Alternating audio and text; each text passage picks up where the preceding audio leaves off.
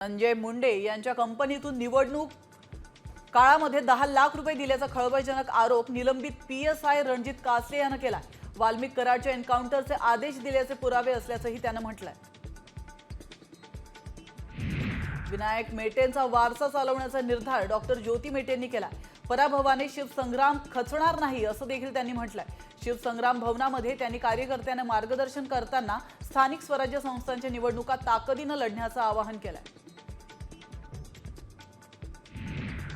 छत्रपती संभाजीनगर शहरातील पाणी प्रश्नावरून शिवसेना उद्धव ठाकरे गट आक्रमक झालेला आहे। आजपासून लवाडांनो पाणी द्या या आंदोलनाला सुरुवात झालेली आहे।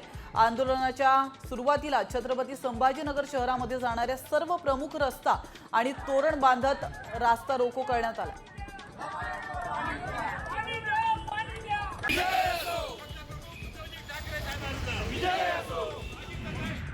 नांदेडमध्ये एका शेतकऱ्याच्या केळी बागेचं अज्ञातांनी नुकसान केलंय। यात केळीच्या बागेतील 200 ते 250 केळीचे झाडं कापण्यात आली आहेत। या प्रकरणामुळे शेतकऱ्यांचं प्रचंड नुकसान झालंय। अज्ञातांनी केळीसोबतच केळीतील पाईपचं देखील मोठ्या प्रमाणात नुकसान केलंय। या प्रकरणी अज्ञात व्यक्तीवर पोलिसात गुन्हा दाखल करण्यात आला।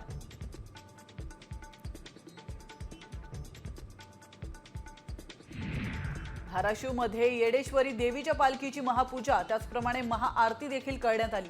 यानंतर घुगरी महाप्रसादाच्या वाटपाने चैत्र पौर्णिमा यात्रा महोत्सवाची सांगता झाली आहे। 5व्या दिवशी घुगरीच्या महाप्रसाद वाटपाचं आयोजन असतं आणि पुजारी त्याचप्रमाणे मानकरी ग्रामपंचायत पदाधिकारी यांच्या हस्ते घुगरी प्रसाद वाटप करून यात्रेची सांगता करण्यात आली आहे।